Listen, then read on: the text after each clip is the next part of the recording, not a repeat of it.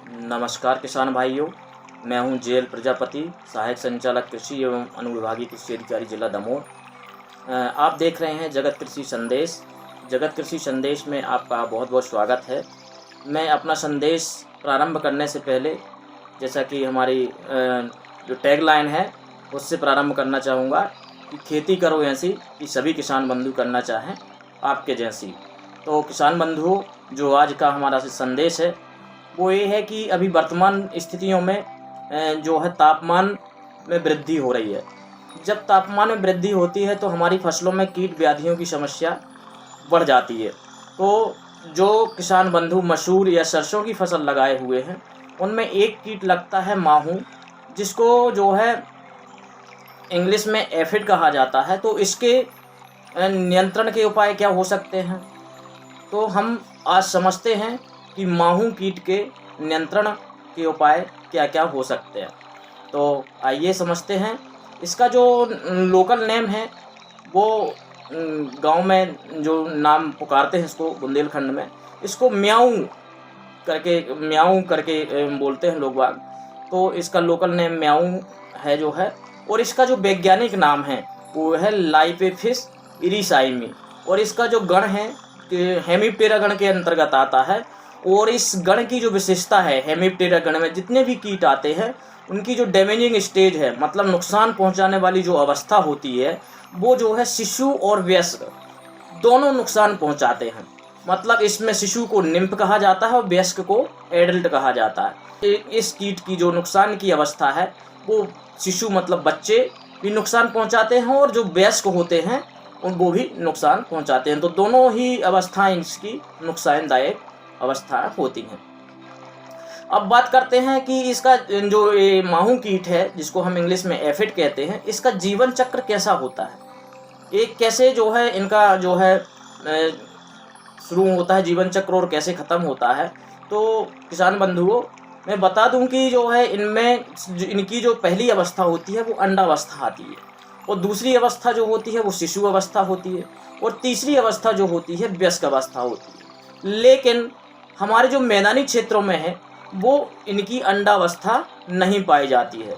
जो माहू की अंडावस्था है वो जो है पहाड़ी क्षेत्रों में पाई जाती है माहू की अंडावस्था। तो हमारे जो मैदानी क्षेत्र हैं उसमें जो माहू की सिर्फ दो ही अवस्थाएं पाई जाती हैं, एक शिशु और वयस्क। वयस्क से ही शिशु निकलता है और शिशु बन करके वयस्क हो जाता है। तो इस प्रकार की इसमें जो है अवस्थाएं पाई जाती हैं, और ये जो है शिशु और वयस्क दोनों ही हमारी फसलों को नुकसान पहुंचाते हैं। तो नियंत्रण के उपाय सबसे पहले मैं बता दूं कि जो है जैविक रूप से आप कैसे नियंत्रित कर सकते हैं।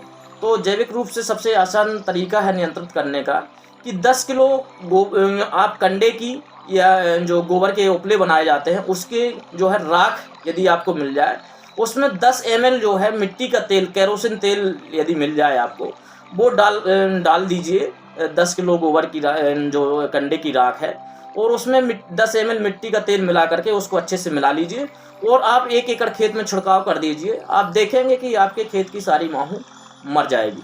दूसरा एक और तरीका है जैविक रूप से नियंत्रण करने का, 10 पर्णी अर्क, मतलब 10 पत्तियों का एक अर्क तैयार किया जाता है। ऐसी पत्तियां रहती हैं जिनको पशु नहीं खाते, जैसे धतूरा है, जो है बेशरम है, अकौआ है, मतलब ऐसे कई सारे 10 पर्णी अर्क में जो है पत्तियों का 10 प्रकार की पत्तियों का अर्क तैयार किया जाता है।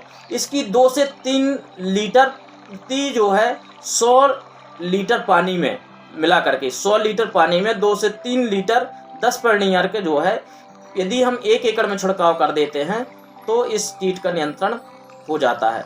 तो ये जो है जैविक तरीके से भी हम इस कीट का नियंत्रण कर सकते हैं। अब बात करें रासायनिक रूप से कैसे नियंत्रण किया जा सकता है, तो बहुत सारे किसान बंधु जैविक रूप से नियंत्रण नहीं करते हैं, जैविक या प्राकृतिक खेती नहीं करते हैं। तो उनको भी मैं बता दूं कि रासायनिक रूप से इसका किस प्रकार से नियंत्रण किया जा सकता है। तो इसके लिए एक बहुत ही पॉपुलर जो है इंसेक्टिसाइड है, उसका नाम है थायोमेथाक्जाम।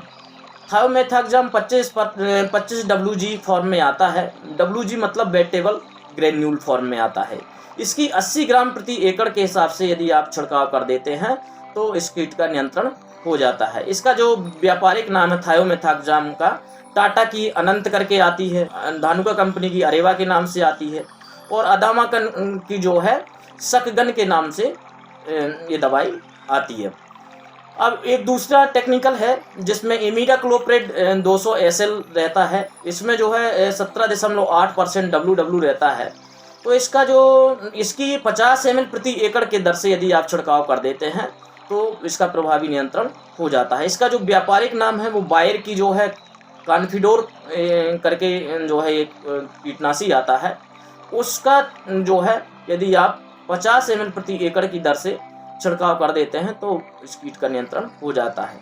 एक और 2 कॉम्बिनेशन में एक टेक्निकल आता है, इसमें रहता है थायोमेथाक्जाम 12.6% और लैम्डासाइलोथ्रिन 9.5% ZC रहता है, जिसकी जो है 80 ml मात्रा प्रति एकड़ के हिसाब से छिड़काव करने से कीट का प्रभावी नियंत्रण हो जाता है। तो जो मैंने 3 दवाइयाँ बताई हैं रासायनिक कीटनाशी, उनमें से किसी एक का आप जो है चयन करके जो है जो भी आपको बाजार में उपलब्ध हो उसको लेकर के आप छिड़काव कर सकते हैं। जो थायोमेथाक्जाम और लैम्डासाइलोथ्रिन है, इसका जो कॉम्बिनेशन का सिंजेंटा कंपनी का अलीका के नाम से आता है, तो ये इसका छिड़काव भी आप कर सकते हैं जिससे प्रभावी नियंत्रण हो जाता है।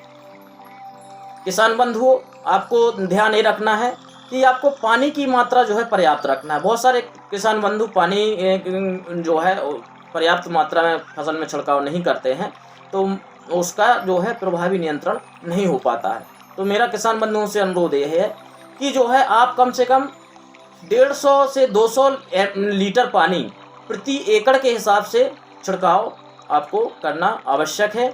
यदि आप कम पानी का छिड़काव करते हैं तो आपकी जो फसल है उसमें जो लगने वाले कीट हैं उनका प्रभावी नियंत्रण नहीं हो पाता है। तो किसान बंधुओं, अंत में मैं यही कहना चाहूँगा कि जय जवान, जय किसान, जय विज्ञान एवं जय अनुसंधान। बहुत बहुत धन्यवाद।